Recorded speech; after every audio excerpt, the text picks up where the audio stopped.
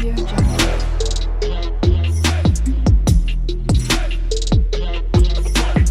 Audio Jungle.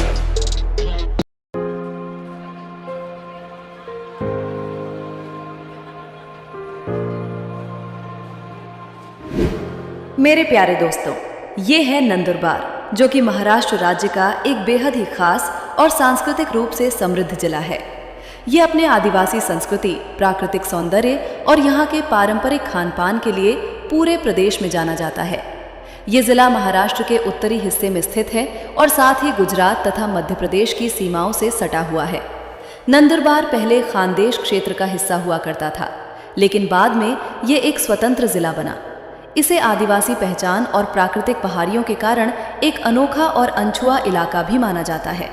वहीं अगर हम इसकी भौगोलिक स्थिति की बात करें तो नंदुरबार राज्य के पहाड़ी और वन क्षेत्र वाले बेल्ट में आता है। इसके उत्तर में मध्य प्रदेश का बड़वानी जिला, पूर्व में धुले, पश्चिम में गुजरात का तापी जिला और दक्षिण में नासिक स्थित है। और आपको जानकर हैरानी होगी दोस्तों कि नंदुरबार सिर्फ अपनी संस्कृति और प्राकृतिक खूबसूरती के लिए ही नहीं, बल्कि यहाँ की सरल, मेहनती और आकर्षक आदिवासी महिलाओं के लिए भी जाना जाता है। यहाँ की आदिवासी महिलाएं न सिर्फ खूबसूरत होती हैं, बल्कि अपनी परंपरा, मेहनत और आत्मविश्वास के लिए भी मशहूर हैं।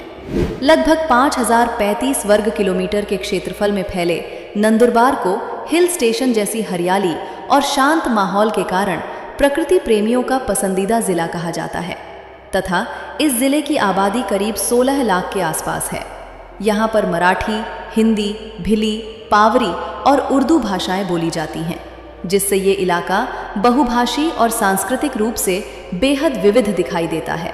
अथवा यदि हम यहाँ के पारंपरिक खानपान को देखें तो यहाँ का जवार भाकरी, मसालेदार मटन, ताज़ी मछली और आदिवासी व्यंजन खास तौर पर लोगों को आकर्षित करते हैं।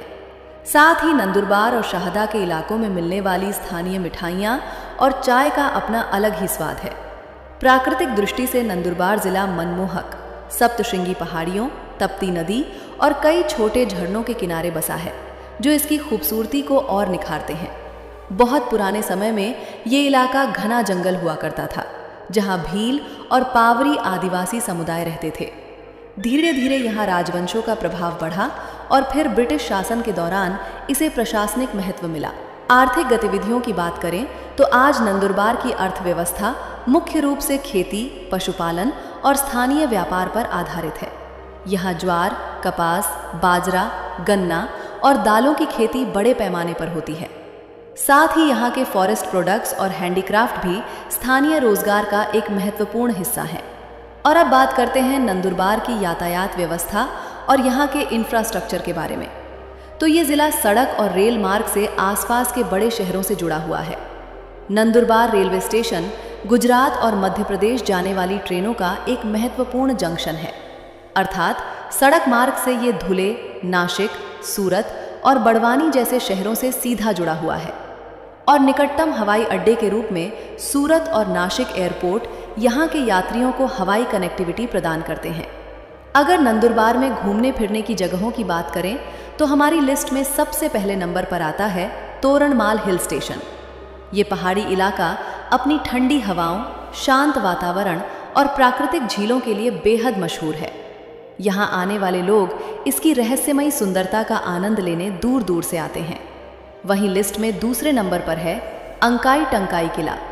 ये प्राचीन पहाड़ी किला अपने ऐतिहासिक महत्व और शानदार निर्माण शैली के लिए जाना जाता है। यहाँ से दिखने वाला नज़ारा पर्यटकों का मन मोह लेता है। हालांकि ये स्थान नंदुरबार से थोड़ी दूर नासिक में स्थित है। तो दोस्तों, ये थी एक झलक महाराष्ट्र के नंदुरबार जिले की। अगर आपको ये जानकारी अच्छी लगी हो तो एक लाइक ज़रूर करिएगा। धन्यवाद।